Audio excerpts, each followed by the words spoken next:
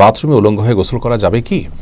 বাথরুমে কিংবা টয়লেটে যেখানে আপনাকে অন্য কেউ দেখতে পাচ্ছে না, এরকম জায়গায় গোসল করলে আপনি শরীরের সমস্ত কাপড় চোপড় খুলে বিবস্ত্র অবস্থায় গোসল করলে সেটি হারাম বা সরাসরি নিষিদ্ধ কোনো কিছু হবে না। আমাদের মনে রাখতে হবে যে একটা সময় পৃথিবীতে মানুষের বেশিরভাগ মানুষেরই অনেক বেশি কাপড় চোপড় থাকতো না, অনেকেরই একজোড়া কাপড় থাকতো যেটা দিয়ে তিনি তার জীবন পার করে দিতেন। আজকাল আলহামদুলিল্লাহ আমাদের অনেক কাপড় চোপড় রয়েছে। তো যার সামর্থ্য আছে এরকম অবস্থায় তিনি সকল কাপড় চোপড় খুলে গোসল করাটা তার জন্য অনুত্তম। একজন সাহাবী নবী আকরাম সাল্লাল্লাহু আলাইহি সাল্লামকে এই ধরনের একটি প্রশ্ন করেছিলেন, তিনি তখন তার জবাবে বলেছিলেন যে লাল্লাহু আহাক্কু আন ইউস্তাহিয়া মিনহু, কেউ একাকী আছেন, নির্জনে আছেন, তাকে কেউই দেখছে না, এমত অবস্থায় তিনি সকল কাপড় চোপড় খুলে ফেলবেন।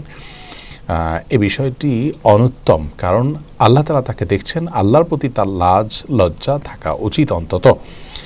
আর এটি নানান দিক থেকে আমাদের জন্য ক্ষতিকর বটে, মানুষের স্বাভাবিক লজ্জা এটাও কমে যায়। এজন্য একান্ত প্রয়োজন না হলে বাথরুমে উলঙ্গ হয়ে গোসল না করাটা উত্তম। আমাদেরকে নবী আলাইহিস সালাম যে নির্দেশনা দিয়েছেন, বোঝা যায় নবী সাল্লাল্লাহু আলাইহি সাল্লাম প্রয়োজন ছাড়া বিবস্ত্র হওয়ার বিষয়টিকে পছন্দ করতেন না। তবে যদি কেউ বিবস্ত্র হন, তিনি একাকী আছেন, কেউ দেখছে না, তো সেটা তার জন্য হারাম হবে না।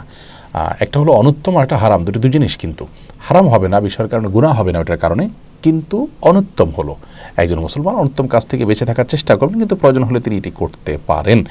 অতএব গোসলের সময় অন্তত নাভি থেকে হাঁটু পর্যন্ত সতেরো জায়গাটুকু ঢেকে থাকে এরকম গামছা বা তোয়ালে বা লুঙ্গি কোনো কিছু পরনে থাকলে অবস্থায় গোসল করাটাই হলো ভালো।